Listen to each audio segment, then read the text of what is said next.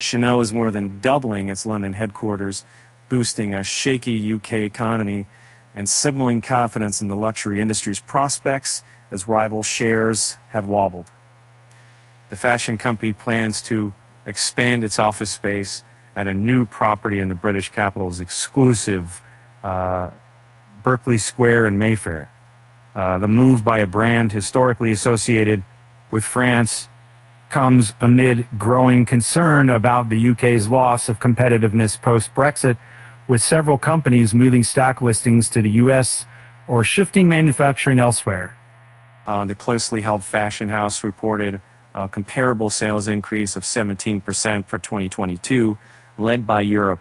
That was in line with Louis Vuitton owner LVMH, but trailed the performance of Hermes International.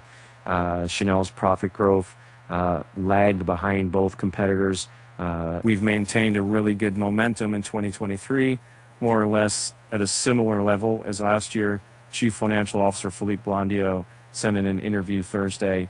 China's reopening has boosted travel, giving Chanel a lot of confidence for this year. He said Chanel is seeing double-digit revenue growth in the country, and sales generated from Chinese shoppers in France are starting to recover.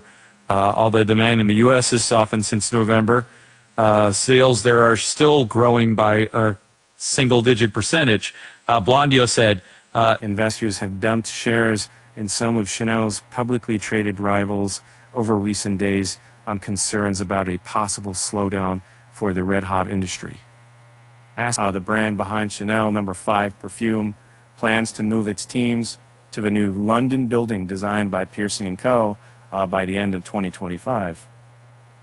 Earlier this week, Chanel signed a tenancy agreement for the new building for the next 20 years, with the possibility to extend it by another decade. Chanel moved its global headquarters from New York to London in 2018. The new lease covers 86,000 square feet, 8,000 square meters across 11 floors.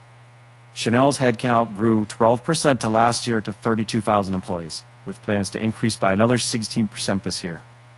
Although incorporated in the UK, Chanel has ties to Paris, but date to its beginnings in the early 20th century when Gabrielle Coco Chanel opened a boutique selling hats.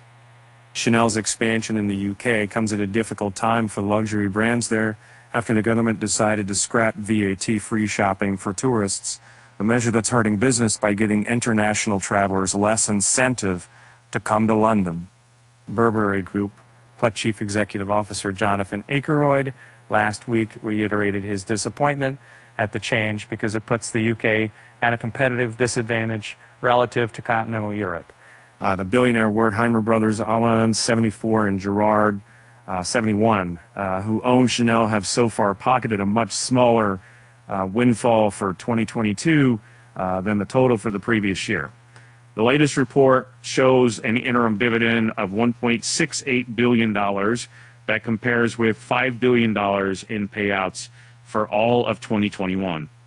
The siblings' net worth was nearly $92 billion before the latest results, according to the Bloomberg Billionaires Index. And CEO Lena Nair said Chanel has no plans to list on the stock market. We're a private, independent company and plan to stay. So she said Thursday in the middle of Expo and in